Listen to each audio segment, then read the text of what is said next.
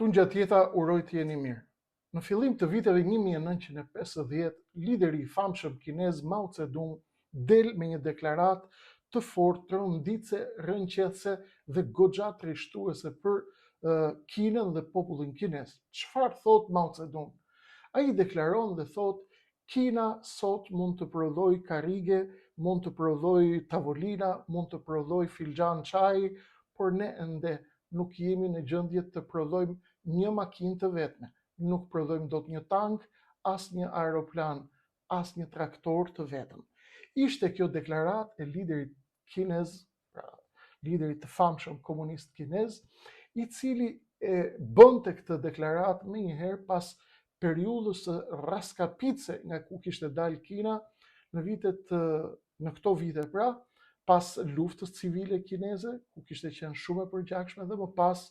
në luftën me japonezët, gjithashtu një luftë shumë e përgjakshme që Kina e kishte paguar me një faturë të majmë, erdhën më pas Amerikanët që ndërhynë dhe për të mbritur pastaj në skemën përfundimtare të luftës së dytë botërore. Vetëm dje ka ndodhur një paradë e tmerrshme, e fortë, agresive, ushtarake nga Pekini, ku lideri kinez aktual Xi Jinping I ka dhënë një mesazh të fortë perëndimit. Dhe liderit të perëndimit Shteteve të Bashkuara të Amerikës dhe I sfidojnë hapur me mjete ushtarake nga më modernet, me teknologji të fundit, me armë bërthamore, me arsenal bërthamor, me arsenal nëndecesh, me arsenal me teknologji luftarake, toksore, ajrore, detare, e kështu me radhë, si një mesazh I qartë bashkë me indianët dhe rusët për t'i përcjellë mesazhin amerikanëve dhe hemisferës perëndimore se ne tashmë jemi duke u ngritur. Çfarë do të ndodhë, cila është enigma e madhe e Kinës? Çfarë është kjo Kina dhe kur ka nisur ngritja e saj, si ka nisur ngritja e saj, dhe sot do të jem në një minutazh, shpresoj të mos jetë I gjatë me ju, për të shpjeguar dhe për të hapur mendjen dhe për të dalë pak, për të shkëputur pak nga arsenali I rrenave dhe I mashtrimeve me të cilën na mban media e Tiranës. Kanë 48 orë, kanë 72 orë që I mbajnë shqiptarët vetëm çfarë do bëj Dumani, kur erdhi Dumani, ç'i do arrestoj Dumani, dhe vazhdojnë ata bëjnë qef lart dhe këta ju mbajnë ju kur do arrestohet Dumani, çfarë do bëj Dumani kur vjen Dumani. Të kalojmë pak ke loja e madhe që të kuptojmë sfidën e madhe dhe botën e madhe dhe të vim pastaj të kuptojmë se çfarë po bëjnë këta këtu brenda në Shqipëri. Pyetja më e madhe sot është: a do të munden Shtetet e Bashkuara të Amerikës që ta ndalojnë përbindjen që e zgjuan vet? Për ta kuptuar këtë, na duhet të kuptojmë kohën, mënyrën se si kanë rrjedhur ngjarjet dhe cila është enigma e pathënë, misteri I pathënë I rritjes së Kinës. Le të kthehemi pak në histori, në vitet 1951, 52, 53, në kohën kur lideri kinez Mao Zedong bën këtë deklaratë fuqishme për prodhimin e karrigeve dhe tavolinave, por që ishin të paaftë dhe të pafuqishëm për të ndërtuar një tank dhe një aeroplan apo qoftë dhe një makinë të vetme. Ishte ky pikërisht viti në të cilin Mao Zedong nis atë që quhet plani 5 vjeçar I Partisë Komuniste Kineze, plani 1953-1958, dhe nisim me atë që quhet plani për të ndërtuar, pra për të nisur një copës industrializimi të Kinës dhe përpjekjen e Kinës për të ndërtuar diçka pra në rajonin Luoyang. Në vitin 1955 merret vendimi për të hapur një fabrikë kuzhinetash dhe një fabrikë e cila do të ndihmonte Kinën apo do të tentonte pra nëpërmjet teknologjisë kineze apo të industrisë kineze të prodhonte traktorin e parë kinez. Dhe menjëherë merret ky plan 5 vjeçar I Kinës dhe vërtet ashtu ndodh, pas pak vitesh lind traktori I parë I Kinës, I cili quhet Dongfang Hong. Dongfang Hong apo traktori I parë në këtë rajon të Kinës rreth viteve 1958, Dongfang Hong do të thotë lindja e kuqe. Ishte një mesazh i parë i kinezëve nëpërmjet të cilit i tregonin botës dhe njerëzimit dhe pjesës tjetër të botës pra se lindja apo Azia do të ishte e kuqet, pra do të fliste në emër të Kinës dhe në emër të saj. Nisën prodhuan traktorin e parë dhe erdhën pastaj me mesazhin pra që lindja do të jetë Kinë dhe ky ishte njëri nga 156 projektet industriale të vendosura në planin 5 vjeçar të Mao Zedongit 1953-1958. Këto ishin hapat e parë që nisën procesin e industrializimit të Kinës dhe sot, pas 72 viteve, Kina është një nga shtetet dhe nga fuqitë më të mëdha të planetit pas Shtetet e Bashkuara të Amerikës, ose disa mendojnë që e ka kaluar, disa mendojnë që është duke e kaluar qendrat studimore dhe profesorë të nderuar dhe studiues të këtyre fushave pra të gjeopolitikës dhe të ekonomisë botërore. Jemi në një moment të ri kur bota pas 72 vitesh njeh një gjigant të ri, njeh dragojin e ri kinez i cili po ngrihet me shpejtësi dhe po përpiqet që të ndërtoj fuqinë e madhe të Kinës që synon të sfidoj perëndimin dhe ta zbres atë qoftë me teknologjinë ushtarake, qoftë me teknologjinë e prodhimit apo teknologjinë industriale që e shndërron Kinën vërtetësisht në atë markën që ajo e mban sot dhe që quhet fabrika e botës.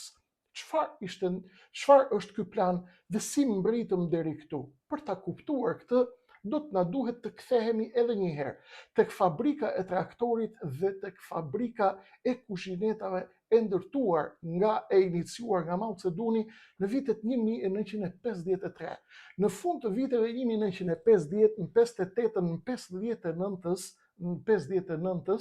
59-ën, babai i liderit aktual kinez Xi Jinping, që ishte Zhong Cung, diçka e tillë, ju kërkoj ndjes se nuk i memorizoj mirë emrat. Babai i liderit kinez Xi Jinping aktual ishte miku më i ngushtë i liderit kinez Mao Zedong. Mao Zedong ishte shumë i impresionuar nga zhvillimi i teknologjisë dhe i sistemit politik dhe industrial të Bashkimit Sovjetik. Në vitet 1958, 1959, ai e dërgon mikun e tij të ngushtë, që ishte babai i presidentit aktual, liderit aktual kinez Xi Jinping, e dërgon në Bashkimin Sovjetik për të marrë dhe për të parë nga afër modelin sovjetik të industrisë dhe të prodhimit dhe sistemet politike si është duke funksionuar Bashkimi Sovjetik. Shkon babai i liderit aktual, e merr një lloj eksperience, e sjell këtë eksperiencë dhe jemi në vitet kur lideri aktual Xi Jinping ishte rreth moshës 6 deri në 7 vjeçare. Pra, ai lideri aktual i Kinës, i cili e mori leadershipin e Kinës dhe drejtimin e saj në vitin 2013, ishte aso kohë një personazh në moshën 7 vjeçare, babai i cilit ishte një ndërthurje, një miks kulturor, teknologjik, politik dhe teknologjik, nëse mund ta quajmë të tillë, formësim produkt i Mao Zedongit dhe i teknologjive dhe i sistemeve sovjetike, politike apo industriale. Ju kërkoj ndjes sepse unë jam pak me temperaturë sot, kam qenë nga ky virus i tmerrshëm, por shpresoj që nuk do ta tejkalojmë edhe këtë bisedën e sotme, sepse është shumë e rëndësishme dhe nuk kemi kohë. Ndaj mbulohemi her pas here nga djerset, ju kërkoj ndjes për këtë. Në vitin 1990, kur shkërmoi Bashkimi Sovjetik, lideri aktual kinez, i cili aso kohë ishte president i shkollës qendrore të Partisë Komuniste Kineze në Kinë, Xi Jinping, sheh rënimin e Bashkimit Sovjetik dhe në këtë moment ai nis të ndryshojë këndvështrimin e tij për Bashkimin Sovjetik, për modelin dhe sistemin politik të Bashkimit Sovjetik dhe për modelin sovjetik të teknologjisë dhe të industrisë. Ndaj, ai bën thirrje të ndërtohen platforma të qarta, siç u thash, ishte president i shkollës qendrore të Partisë Komuniste Kineze dhe ai merr masa që të ndërtohen platforma të qarta, të cilat do të studiojnë me imtësi luftën e ftohtë ndërmjet Shteteve të Bashkuara të Amerikës dhe ish Bashkimit Sovjetik prej luftës së dytë botërore deri në vitin 1990 dhe ashtu bëjnë. Merret Kina nis dhe merret me analizën e hollësishme të kësaj lufte të ftohtë ndërmjet të amerikanëve dhe sovjetikëve dhe nisin pastaj përgatisin planin e tyre për zhvillimin e Kinës duke marrë parasysh gabimet që i bën sovjetikët dhe pikat e dobta të sovjetikëve në përballjen e tyre me Amerikën. Vim në vitin 2013 kur në krye të Kinës vjen ish kryetari i shkollës qendrore komuniste kineze, lideri Xi Jinping, dhe vjen në krye me strategjinë e mos përplasjes dhe të mos konfrontimit me Shtetet e Bashkuara të Amerikës, pasi ai e dinte në vitin 2013 se ishte shumë e vështirë të përballej me Amerikën dhe se Amerika ishte shumë më përpara Kinës edhe në armatime, edhe në teknologji ushtarake, edhe në teknologji të tjera të imta të cilat e krijojnë supremacinë e një shteti në prodhim apo supremacinë e një shteti në kontrollin e tregjeve që përbëjnë, si themi, llokmën më të madhe të tregjeve globale, që është industria e rëndë e lidhur ngushtësisht me teknologjinë e imët apo me teknologjitë e rralla që më vonë do të ishin semikonduktorët dhe teknologjitë e mikrochipave. Vjen Donald Trump në vitin 2016 në Shtetet e Bashkuara të Amerikës dhe ndërmerr atë hap që Amerika e kishte për ta ndërmarrë prej kohësh, hapin e përballjes së madhe me Kinën, hapin dhe strategjinë e përplasjes me dragoin kinez që ishte rivali i drejt për drejt i Shteteve të Bashkuara të Amerikës. Donald Trump vjen dhe i shpall luftë Kinës. Në këtë moment, kinezët bëhen gati dhe kuptojnë qartësisht që strategjia e tyre e ngurtësisë dhe e heshtjes strategjike përballë gjigantëve amerikan nuk ishte më një strategji e duhur, por do të duheshin të bëheshin gati për periudhat e vështira dhe jashtëzakonisht të rrezikshme që do të vinin më pas dhe që do të ishte përballja kok më kok me Shtetet e Bashkuara të Amerikës, kok më kok me teknologjitë e saj të jashtëzakonisht të përparuara dhe përrjedhoi kok më kok me Amerikën edhe për kontrollin e tregjeve më të mëdha të botës që lidhen me mikroteknologjinë dhe me nanoteknologjinë dhe me teknologjinë e semikonduktorëve dhe të mikrochipave, siç ju kam thënë në bisedat e shkuara dhe në videot e shkuara, që do të jenë thelbi i përplasjes dhe i supremacisë së Shtetit Bashkuar të Amerikës apo e Kinës në betejën e ardhshme për rendin e ri botror apo për sundimin e planetit. 4 milion fabrika në Kinë dhe miliona e miliona kompani të tjera bëhen gati të nisin përballjen me furtunalin amerikan që e kishte shpallur presidenti i ri Donald Trump në Shtetet e Bashkuara të Amerikës dhe nisin të përgatisin planin e tyre të madh për përballjen me gigantin amerikan. Në vitin 2018, revista e përditshme teknologjike kineze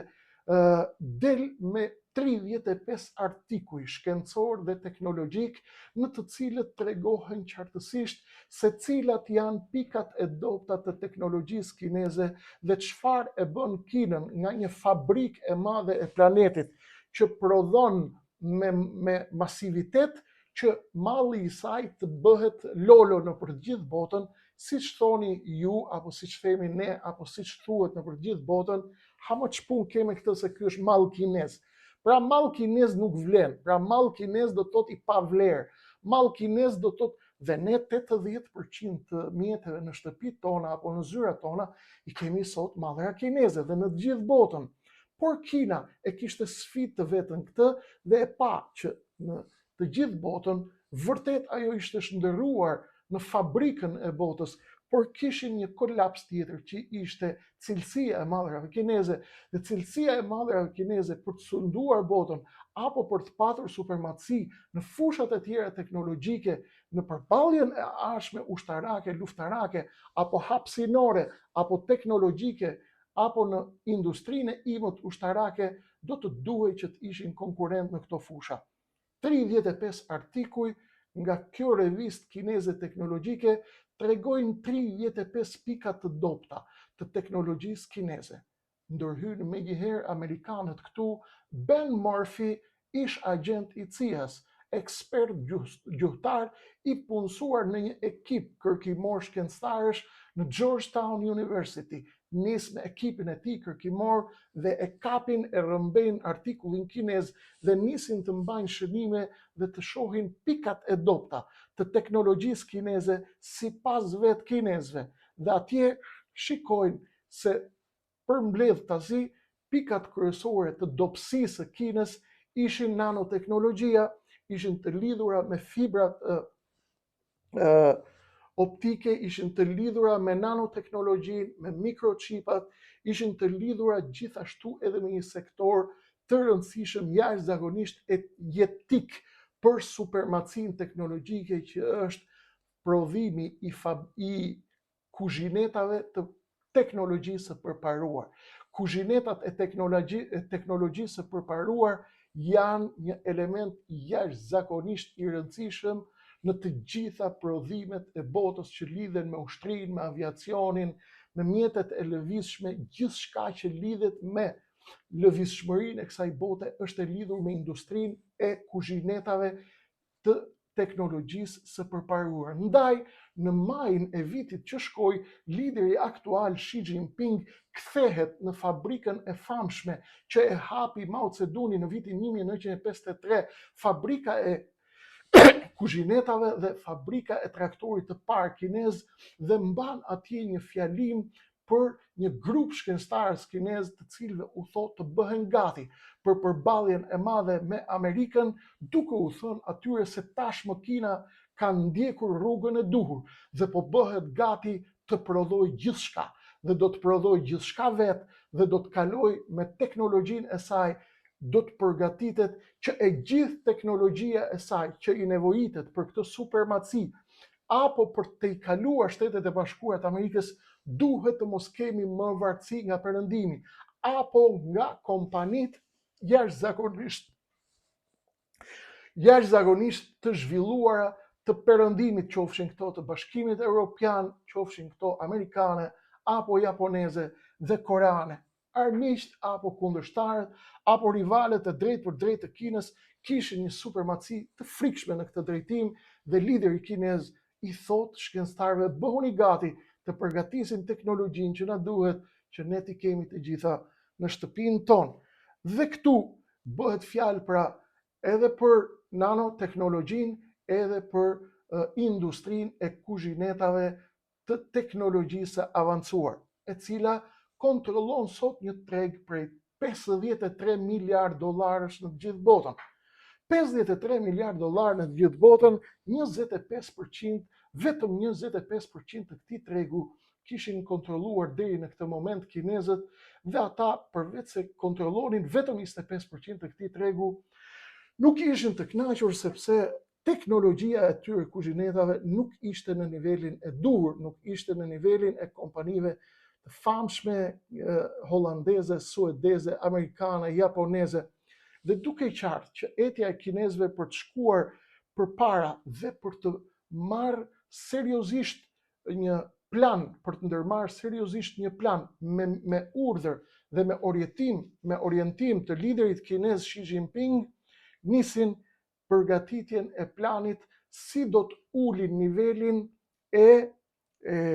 problematikave që i hasin teknologjitë kineze. Pra, artikullin për të cilën 35 artikujt që nxirrnin deficitet teknologjike të Kinës në raport me prodhimet e perëndimit dhe me teknologjitë e avancuara perëndimore, veçanërisht ato amerikane dhe japoneze. Në këtë moment, me urdhër dhe me orientim të liderit Xi Jinping, themeluesi i Deep Vision, Wang Shuailei, nis dhe hap kompaninë e famshme kineze Deep Vision, i cili niset dhe ndërmerr me një ekip shkencëtarësh kinez bëjnë gati përgatitjen e Kinës për të eliminuar të gjitha problematikat e teknologjisë kineze që e mbajnë Kinën jashtë dhe shumë larg konkurrentëve të tyre në Shtetet e Bashkuara të Amerikës, në Suedi, në Holland, në BE, në përgjithësi, por edhe në Japoni. Nisin punën dhe nisin të gjejnë gabime teknologjike që luajnë afërsisht me 2 mikrometër. Mikrometri, të dashur miqtan, është 1/1000 njësi e metrit. Pra 1/1000 njësi e metrit. Gjigantët e teknologjisë japoneze NTN dalin nëpërmjet zëvendës drejtorit të tyre të përgjithshëm me një deklaratë për The Financial Times dhe bëjnë një paralajmërim për Amerikën duke i thënë: shikoni miq tan amerikan, kinezët janë zgjuar dhe ekipi që ka ndërtuar Xi Jinping në Kinë dhe që po punon fort për ngushtimin e gapit apo të zbrasësisë apo të largësisë apo të boshllëqeve teknologjike që ka Kina, sa po vjen duke u ngushtuar. Kinezët po punojnë me shpejtësi dhe po përpiqen që të arrijnë maksimalisht. Kjo kishte ndodhur për arsyen se kinezët e kishin kuptuar që përballja me Amerikën tashmë ishte pashmangshme. Megjithatë, amerikanët, edhe pse të shqetësuar për këtë rritje të Kinës, ata vazhdonin të mbeteshin të qetë në kuptimin strategjik afatgjat, për arsye se Washingtoni besonte fuqimisht që gapi apo boshllëku teknologjik i fabrikave të Kinës apo i trurit të Kinës në atë që quhet teknologjia e avancuar e kuzhinetave apo teknologjia e avancuar e nanoteknologjisë, e mikrochipave dhe e semikonduktorëve ishte ende shumë e madhe dhe se Washingtoni nuk do duhej të shqetësohej për këtë rritje të Kinës, sepse Kina do të ishte edhe për vite të gjata e detyruar dhe e nënshtruar ndaj teknologjisë jashtëzakonisht të zhvilluar amerikane, një pjesë e madhe sekret, siç është sekret shtetëror edhe për japonezët e NTN-it, të cilët kanë marrë masa nëpërmjet shtetit japonez, pra për të ruajtur nga spionazhi teknologjik kinez, i cili kujdeset të rrëmbej në të gjithë botën aty ku mundet çdo lloj informacioni i cili e nxjerr Kinën dhe e transferon atë nga momenti në të cilin ndodhet për të paksuar boshllëkun teknologjik me të cilin ishte duke u përballur. Në këtë përballje vjen edhe takimi i liderit kinez Xi Jinping me shefin e përgjithshëm të Huawei dhe 2000 kompani aleate, dhe mbërrin në përfundimin se Huawei, ky gjigant kinez, edhe pas goditjeve të mëdha që mori nga Shtetet e Bashkuara të Amerikës, ia kishte dalë në aleancë me 2000 kompani kineze që të arrijnë në vetë mjaftim teknologjik. Pra, nuk kishin më nevojë për teknologjitë perëndimore apo se kishin dalë të mbijetojnë, vetëm pa teknologjitë e zhvilluara. Amerikanët, bashkë me Donald Trumpin, e kuptojnë që kërbaçi shtrëngimi forca me Kinën nuk ishte duke funksionuar. Në korrikun e këtij viti, pra para 2 muajsh, Donald Trump merr vendimin strategjik dhe u jep lejen gjigantëve amerikanë të nanoteknologjisë Nvidia, një nga kompanitë më të mëdha të planetit në fushën e procesorëve të inteligjencës artificiale, u jep leje Washingtoni nëpërmjet një dekreti presidencial të Donald Trump që t'u shesin kinezëve teknologji e tyre apo ato që quhen procesorët e teknologjisë së inteligjencës artificiale H20. Nëpërmjet kësaj, amerikanët synuan që të mpin kinezët dhe Pekinën zyrtar dhe të japin atyre diçka që ata mendojnë se ka vlerë, por në të njëjtën kohë t'i ndalojnë kinezët që të vazhdojnë kërkimet e tyre, pasi japonezët i kishin njoftuar amerikanët, shikoni, bëni kujdes se Kina nuk është duke fjetur, dhe pavarësisht se po ju merr teknologjinë nga ju, ata po bëhen gati të shkurtojnë boshllëkun teknologjik. Kjo ishte një pjesë e madhe asaj që është duke ndodhur dhe kjo është ajo që po ndodh. Sipas mendimit tim modest, pavarësisht se nuk mund të flitet ende me potencial, zhvillimi teknologjik i Kinës shumë shpejt do të arrijë zhvillimin teknologjik të Amerikës dhe do të ngushtohen shumë shpejt këto zbrastësi teknologjike që i ka Kina në raport me teknologjitë amerikane, suedeze, hollandeze dhe japoneze, dhe do të shohim qartësisht se si loja dhe përplasja do të bëhet shumë interesante në muajt, në javët, në muajt dhe në vitet në vijim. Do të jetë një përplasje kokë-më-kokë. Vetëm vitin e shkuar, në 2024, qeveria kineze ka vendosur 500 miliard, gjysmë trilioni dollar në shërbim të ekipeve të shkencëtarëve për të bërë kërkime teknologjike. Shteti i dytë në botë pas Amerikës me shumën e vendosur për kërkime teknologjike. Pyetja ime për ju sot është, që dua ta lexoj tek komentet. A mendoni se Amerika e zgjoi vetë përbindjen? A mendoni se ashtu si unë që përballja mes Kinës dhe Amerikës është e pashmangshme, dhe a mendoni se Kina do të mundet ta rivalizojë Shtetet e Bashkuara të Amerikës dhe ta zbresë nga froni i botës, apo do t'i duhen ende vjetra vite për të mbritur tek sekretet e teknologjisë së jashtëzakonshme amerikane dhe japoneze, të cilat nuk i ka zbuluar dot dhe që janë shtylla kurrizore e supremacisë teknologjike përrjedhoj dhe të supremacisë së rendit global. Dua që t'i shoh këto tek komentet, më jepni mendimin tuaj, dhe pasi ta keni dëgjuar këtë bisedë, ju lutem nisni të kuptoni me atë cirk që po ju bën paria e Tiranës, paria hajdute e Tiranës, ku nuk flitet kurrë për prodhim, për teknologji, për tru, për inteligjencë artificiale, për mendje, për shkolla, për ruajtjen e rinisë tonë, nuk flitet kurrë për të prodhuar diçka në Shqipëri, nuk flitet kurrë përveç se për planin e famshëm të Çekut Bardh që shkatërroi Shqipërinë dhe fabrikat, aq fabrika sa ishin, edhe pse ishin irrentabël në fillim të viteve 90, shkatërruesit e Shqipërisë do t'i njihni dhe do t'ju bëhen më të qartë. Për ju janë mafia bipolare politike, Rama Berisha që drejtojnë vendin prej 34 vitesh. Përpiquni ta kuptoni që Kreshnik Osmani nuk ka urrejtje për askënd, unë kam urrejtje për ata që shkatërrojnë vendin tim dhe për gjitha televizionet e mashtrimit dhe studiot e mashtrimit dhe analistët e mashtrimit dhe gazetarët e prime time-it të mashtrimit,